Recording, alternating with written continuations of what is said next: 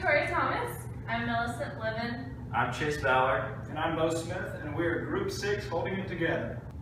The first step in the engineering design process is to define the problem. Our problem was to create a fabric bucket that can transport clean water, is portable and compressible. The fabric bucket must be able to hang from a hook, fit in a 6x4 by 4 inch container, cannot be larger than 24 inches in height, hold 1 gallon of water for 1 minute, be 50% fibrous material, cannot have any pre-made materials, and no harmful chemicals. The second step of the engineering design process is to brainstorm. We went through a number of ideas when we were trying to decide how to do our fabric bucket. We thought about using linseed oil, 3 layers of fabric for our bucket, coating the inside with tar, including a drawstring on our bucket, and melting a mixture of beeswax, resin, and vegetable oil using 2 layers of fabric. We decided not to use linseed oil because it's spontaneous combustible.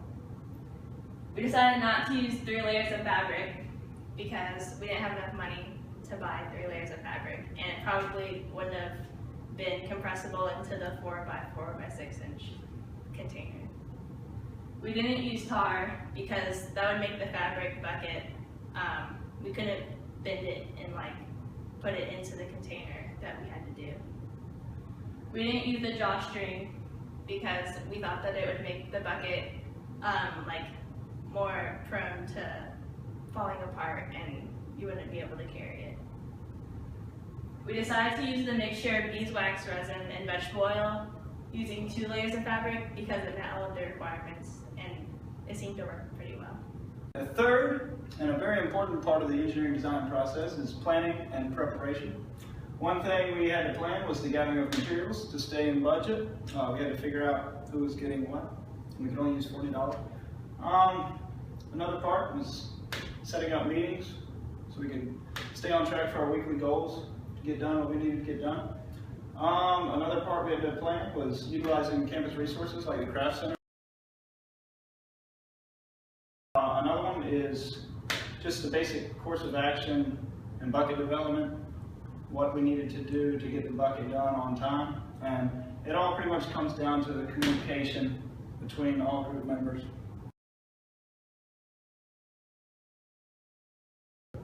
The fourth step in the engineering design process is to create, which is making our product and testing it out. So first we sewed our bucket. We met at the craft center, and it took multiple hours just to get everything together, figure out how to use the sewing machine.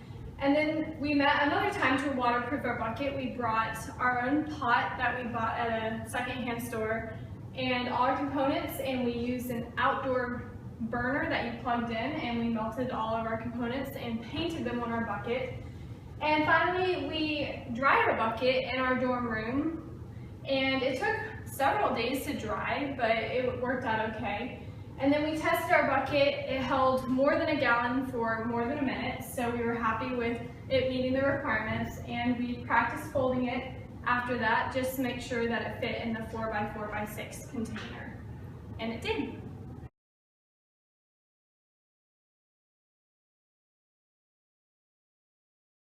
The final step of the engineering design process is to improve, and because our bucket met the requirements when we tested it originally, we decided that there was nothing we needed to do to change it before FEDD day, so we just kept it as it was. During our design process, we faced multiple challenges that we didn't really see coming. First and foremost, we faced a challenge with linseed oil. As we were researching, we really almost got to the point where we were going to buy it, and then we realized that linseed oil is known to spontaneously combust and cause very large house fires, which is not good, so we decided not to use that. We had to change our plan. And then also, when we were melting our mixture for our bucket, there were fumes that we had to worry about. So instead of being able to use a lounge or an indoor heating source, we had to go to the craft center and use an external heater to melt our wax. And then finally, the sewing machine was actually kind of difficult to work because it was an industrial grade sewing machine and it was the craft center's. So we had to learn how to use that, which took some time before we got to sew our actual bucket. At Fed Day, came in first, brought home gold to Miss Starling, so we did pretty well. So when we got to Fed Day, we noticed that a lot of the other fabric bucket groups had posters explaining the design process of how they made their fabric bucket. So if we had to do our whole project over, I would probably suggest making a poster for Fed Day about like just the steps that you went through in your design process on making the fabric bucket. Another thing that would change is making our bucket a little bit more like fashionable, or like putting a logo on it or painting it or something, because our bucket was by far like the least fashionable out of all of them.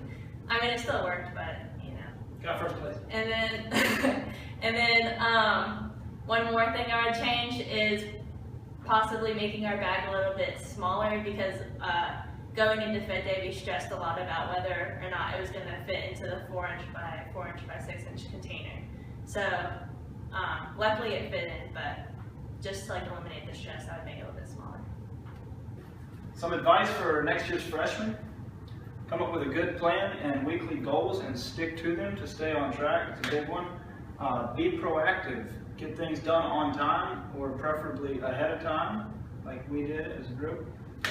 Utilize resources. The Craft Center really helped us get our bag together and get our coating on our fabric bucket.